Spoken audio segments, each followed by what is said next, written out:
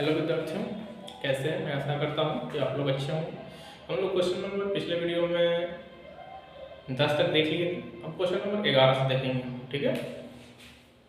Question number 11 है समांतर श्रेणी 6, 11, 16, 21 के प्रथम 30 पदों का योग ज्ञात कीजिए। यानी क्या याद करना है? योग। और क्या है? समांतर श्रेणी, ठीक है। तो 30 पदों का योग ज्ञात करना। अगर बोलता है कि 30वां पद क्या होगा तो हम TA बराबर फॉर्मूला लेते हैं A plus n minus 1 into D. लेकिन क्या करना है? योग ज्ञात करना है, यानी Sn ज्ञात करेंगे। Sn बराबर n/2 into 2A plus n minus 1 into D, ठीक है। पहले तो ये समांतर श्रेणी में, ठीक है, जिसमें दिया हुआ है 6, 11, 16। जैसे प्रथम पद यानी A बराबर 6 दिया हुआ है, ठीक है। उसके बाद हमको डी चाहिए, यानी सार अंतर जिसको बोलते हैं, जो होता है A2 माइनस A1 या A बोल सकते हैं। तो क्या होता है? ये दूसरे पद में से पहला पद घटाएंगे। 11 माइनस 6 बराबर 5, ठीक है। और 30 पदों का योग ज्ञात कीजिए, यानी n बराबर दिया हुआ है 30। क्या दिया हुआ है?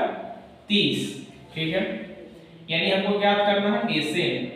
Sn बराबर होता है n/2 into 2A plus n minus 1 into D. ये फॉर्मूला होता है, ठीक है। अगर यही बोलता है कि 30वां पद क्या होगा, तब फॉर्मूला लगता है Tn बराबर A plus n minus 1 into D. ये फॉर्मूला, ठीक है। दोनों में अंतर होता है, योग वाला और पद। तो यानी Sn n कितना है? 30 है, तो S 30 निकालना है, ठीक है। तो 30 बटा 2, 2 1 1 6 है, n 30 है, माइनस 1 डी कितना है? सारवंतर 5 है। बस फॉर्मूला बैठा दी, सॉल्व कर देंगे, बहुत ही आसान है। 2 से लगाएंगे तो ये क्या हो जाएगा? 15, 6 गुना 12 प्लस 30 में से घटाएंगे 29 गुने 5, ठीक है।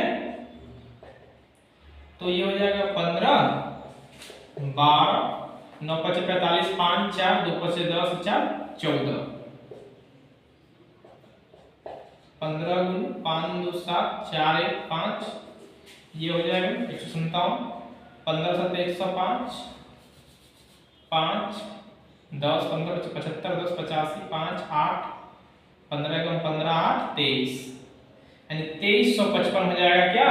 30 पदों का योग। ये मेरा क्या हो गया? आंसर। तो इसी प्रकार से आपको एग्जाम में बनाना है, ठीक है। अब क्वेश्चन नंबर हम 12 को देखेंगे।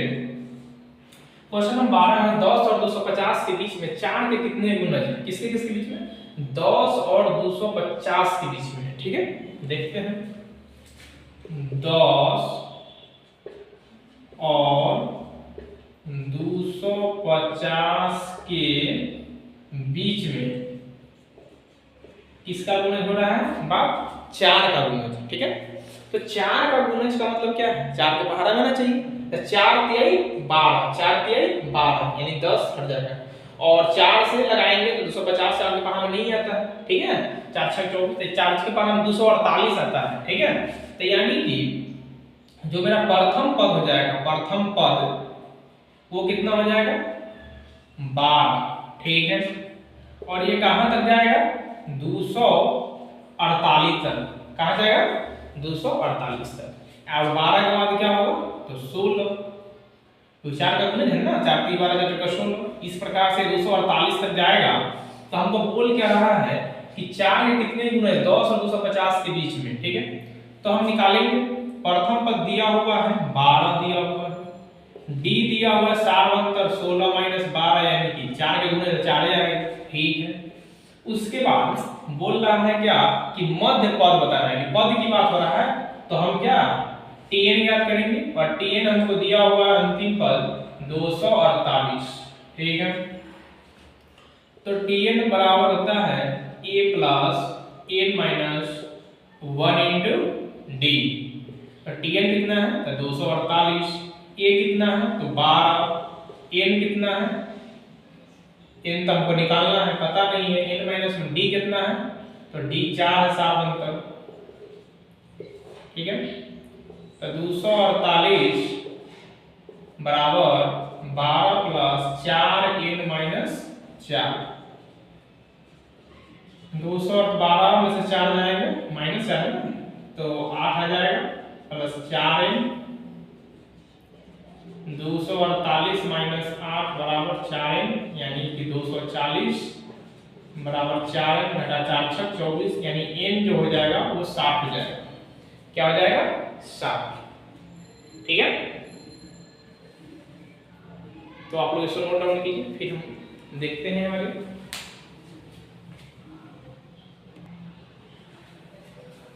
तो आप लोग इसे नोट डाउन कर लिए होंगे और ये हम लोग देख रहे थे। तो बोल रहा था 250 के कितने गुना है, n कितना आया? 7 है। कितना आया? 7। तो यानी लिखेंगे क्या 10 और 250 के बीच में 4 के 60 गुणज है। कितने गुणज है? 60 गुणज। ये मेरा क्या हो गया आंसर। इसी प्रकार से अगर एग्जाम में आएगा तो आपको बनाना है। ठीक है, अब हम क्वेश्चन नंबर 13 12 देखिए, 13 14 को देखेंगे। ठीक है,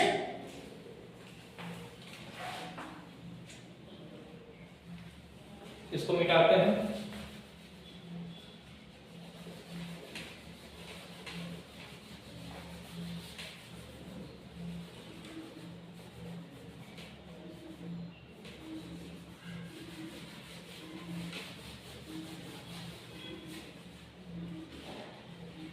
क्वेश्चन नंबर है 13 12 तक देखिए। समांतर श्रेणी 213 205 97 37 का मध्य पद ज्ञात किया गया। अब समांतर श्रेणी दिया हुआ, प्रथम पद दिया हुआ, सार अंतर ज्ञात कर लेंगे। अंतिम पद है तो मध्य पद हमको ज्ञात करना है। तो ये जो दिया हुआ है हमको, क्या क्या दिया हुआ है? 213 205 197 और ये लास्ट पद है वो 37 है।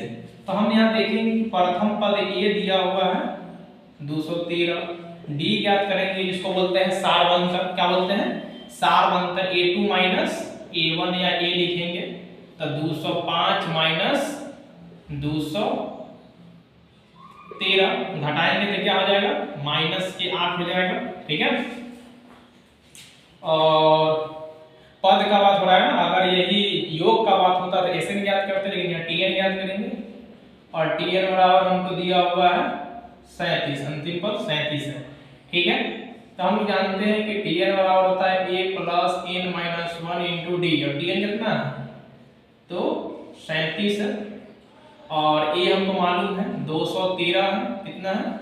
213 और n तो हमको ज्ञात करना है और d कितना है? d माइनस के 8 है। 37 213 माइनस प्लस माइनस 8 है, माइनस में माइनस प्लस 8। ठीक है, ये माइनस को 8 मिला है, इधर क्या आ जाएगा? प्लस के 8 है। 213 और 8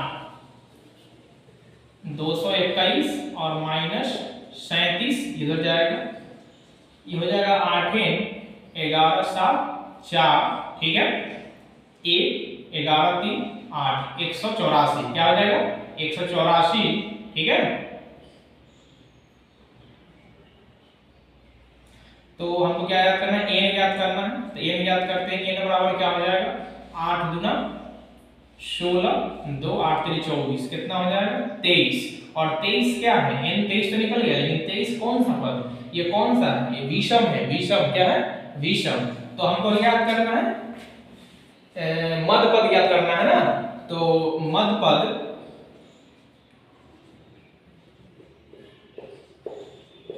समान श्रेणी का मध्य पद क्या होगा? n plus 1/2। मान ज्ञात किए होंगे ना, n प्लस 2 में पद हो जाएगा, n प्लस 1/2 में। क्यों? क्योंकि ये क्या है? विषम है। अगर सब रहता ये फार्मूला नहीं लगता। ठीक है, तो कौन फार्मूला होता है? n/2 में प्लस n/2 प्लस 1 पदों का मान क्या हो जाता है? n/2 में प्लस n/2 प्लस 1 में पदों का मान। ये फार्मूला लगता है तो हमको याद होता है। ठीक है, सम के लिए अगर यहाँ 23 ना के 22 आता 20 आता तब। तो n का हमको मालूम है 23 है, तो 23 प्लस 1/2 पद, 23 है 24/2 में पद, तो यानी कि 12वें पद मेरा कौन सा पद होगा? मध्य पद। यही तो हमको ज्ञात करना। 12वें पद तो ये तो मालूम होगा, मध्य पद ये तो होगा, लेकिन 12वां पद कहाँ है तो पता नहीं, तो वो तो हमको ज्ञात करना है। तो पद ज्ञात करने के लिए कौन फॉर्मूला लगाएंगे? Tn। अगर योग ज्ञात करना है तो कौन लगाएंगे? Sn। तो ये याद रखिएगा। तो कौन ज्ञात करना है? 12वें पद, यानी n मालूम होगा T12।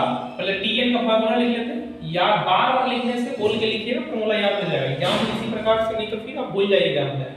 Tn बराबर क्या होता है? a plus n minus 1 into d। तो कौन सा पद ज्ञात करना है? 12वां पद, तो T12। और a हमको मालूम है, a कितना दिया हुआ है? तो 213 दिया हुआ है, ठीक है। और a दे दिया तो n हमको मालूम है कि 12वां पद ज्ञात करना है, तो 12 माइनस 1। और d कितना है? तो d हमको मालूम है कि d दिया हुआ -8, कितना है? -8, ठीक है। तो T12 ज्ञात करना है, तो 213 12 में से घटाएंगे 11, और प्लस माइनस क्या आता है? माइनस 11 8 88, 13 में से 8 घटाएंगे 5, ठीक है, 10 8 2, यानी 125। यानी 12वां पद जो होगा 125 होगा। और हमको कौन सा ज्ञात करना था? मध्य पद। मध्य पद कितना होगा? 125। ये मेरा क्या हो जाएगा? आंसर लिख देंगे। समांतर श्रेणी जो दिया हुआ उसका समांतर श्रेणी का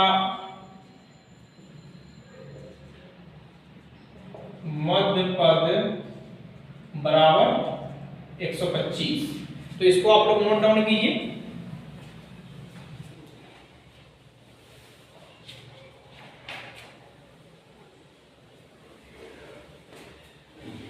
तो नोट डाउन कर लिए हम, इसको मिटाते हैं और क्वेश्चन 14 और 15 को देखेंगे अभी।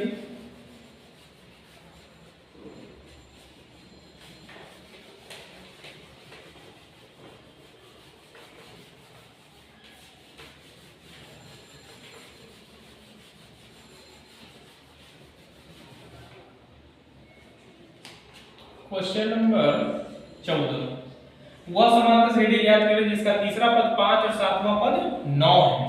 यानी कि हमको भाषा में दिया हुआ है, इसको पहले समीकरण के रूप में लिखना है और फिर इसको हल करना है और समांतर श्रेणी बना देना है। बहुत इजी, देखने में लगता है बहुत भारी क्वेश्चन, लेकिन इजी है। एग्जाम में पहले सोचिए, पढ़िए, फिर बनाइए।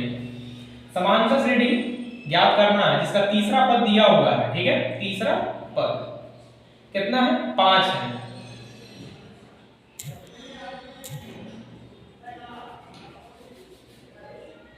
यानी कि Tn बराबर क्या होता है? a plus n minus 1 into D. T3 हमको दिया हुआ है 5, T3 बराबर 5, ठीक है। तो हम क्या यार ये फॉर्मूला रखेंगे, तो T3 बराबर 5 लिखेंगे यहाँ, और a प्लस 3 की बात हो रहा है ना, किसका बात? 3 का बात। तो यहाँ 3 माइनस 1 इंटू डी, तो 5 बराबर a प्लस क्या आ जाएगा? 2d। क्या आ जाएगा? 2d। और बोल रहा है कि सातवां पद 9 है। कौन है? सातवां पद 9। समीकरण ये 1 हो गया। इसी प्रकार से आपको सोल्व करके समीकरण निकालना पड़ेगा। सातवां पद 9 है, यानी कि T7 9 है। तो T7 9 है, तो यहाँ T लगाया गया।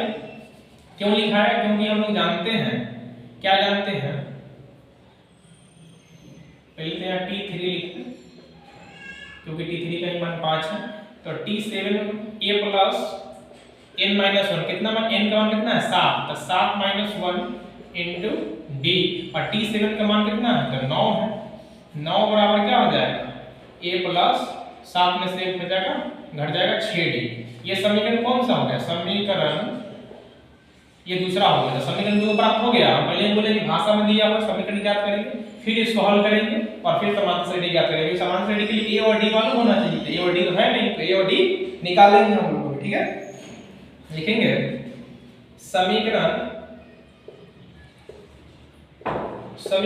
1 माइनस समीकरण 2 से, यानी जो समीकरण 1 है वो समीकरण 2 से घटा देंगे तो उसका हमको मान निकल जाएगा। ठीक है, तो समीकरण 1 हमको दिया हुआ है, क्या दिया हुआ है समीकरण 1, 5 बराबर a प्लस 2d, और समीकरण 2 दिया हुआ है 9 बराबर a प्लस 6d। तो क्या करना है, समीकरण 1 में समीकरण 2 को घटा देना है, तो समीकरण 1 में समीकरण 2 को, यानी कितना प्लस होगा वो माइनस हो जाएगा और माइनस होगा वो प्लस हो जाएगा। ठीक है, तो घटाएंगे a से a कट जाएगा, ये माइनस के 4d बराबर माइनस के 4। ठीक है, माइनस से माइनस कट जाएगा, 4 से 4 कट जाएगा, यानी d का मान कितना हो गया 1। क्या हो गया 1। ठीक है, तो इसको नोट डाउन कीजिए, फिर हम लोग आगे देखेंगे।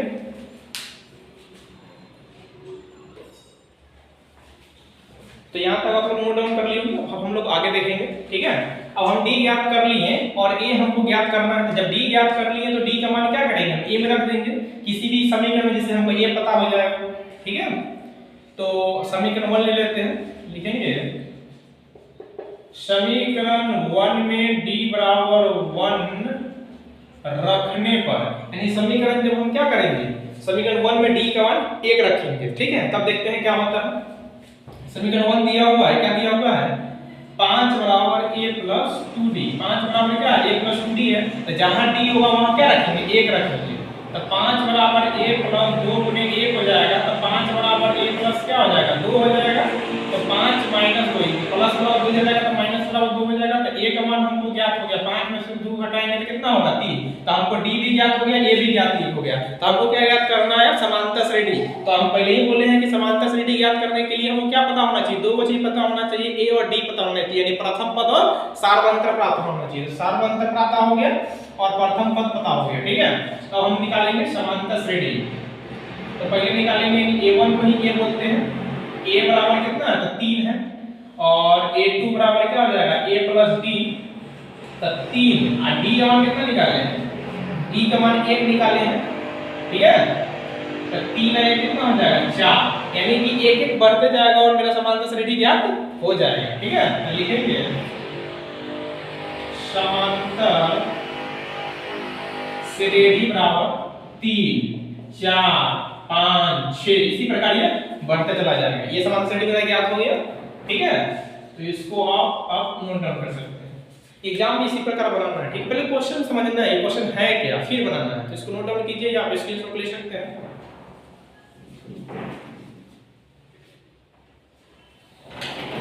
तो आप लोग इसे नोट डाउन कर लिए होंगे, तो अब इसको मिटाते हैं, क्वेश्चन नंबर 15 को देखते हैं।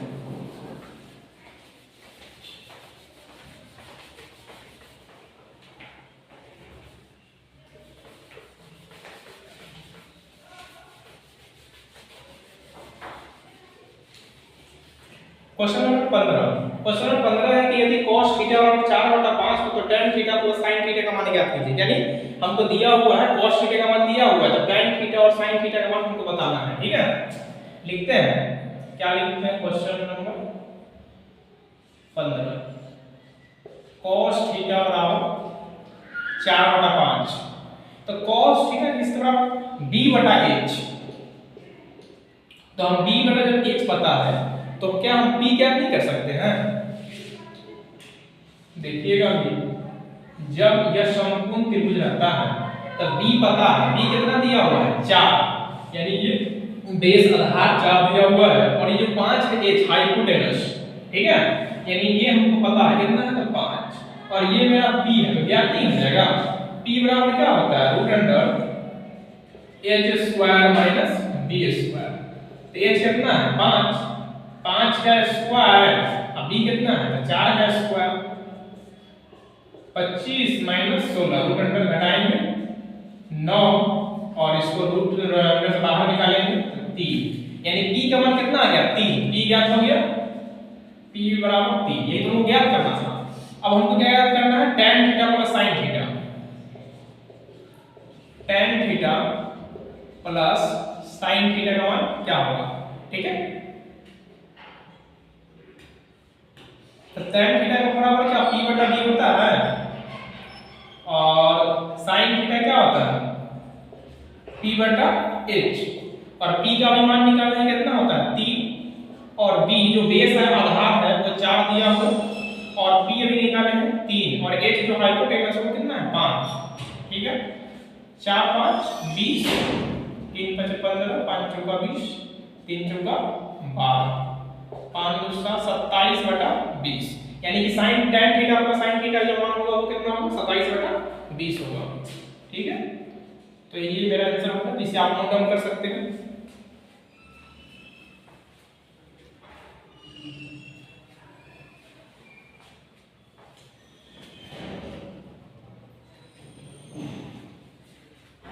तो आप इसे नोट डाउन कर लिए होंगे। मैं आशा करता हूँ कि आपको ये वीडियो समझ में आया होगा। फिर भी अगर कोई डाउट हो, कुछ गलती हो, कुछ समझ में नहीं आया हो, तो आप कमेंट करके पूछ सकते हैं। ठीक है, और फिर ऐसे वीडियो आगे देखने के लिए रोशन कोचिंग कोर्स से जुड़े रहिए और लाइक और शेयर सब्सक्राइब कीजिए इसको।